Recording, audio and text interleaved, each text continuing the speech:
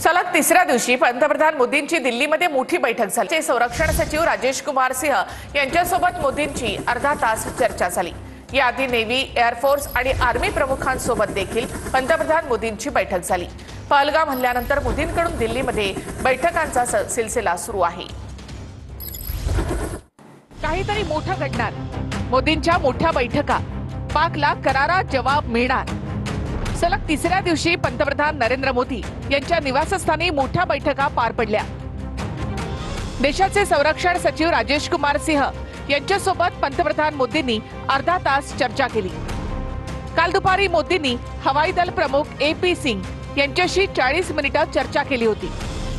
बैठकीमध्ये फक्त पंतप्रधान नरेंद्र मोदी आणि हवाई दल प्रमुख दोघेच उपस्थित होते। या बैठकीत पंतप्रधान मोदींनी हवाई दलाच्या तयारीचा आढावा घेतला।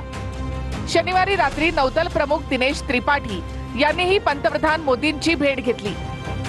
अरबी समुद्रातल्या भारतीय नौदलाच्या तयारीबद्दल पंतप्रधानांनी त्यांच्याकडून आढावा घेतला। 30 एप्रिलला लष्कर प्रमुख जनरल उपेंद्र द्विवेदी यांचीही मोदींसोबत बैठक झाली। Chief of defence staff Anil Chauhan आणि राष्ट्रीय सुरक्षा सल्लागार अजित डोवाल हे सुद्धा या बैठकीसाठी उपस्थित होते। पहलगाम हल्ल्यानंतर पंतप्रधान मोदींनी सीसीएस, सीसीपीए, सीसीईए यांची देखील बैठक घेतली होती। 29 एप्रिलला झालेल्या या बैठकीत मोदींनी लष्कराला फ्री हँड दिला होता। पहलगाम हल्ल्यानंतर मोदी सौदी अरेबियाचा दौरा अर्धवट सोडून भारतामध्ये परतले होते।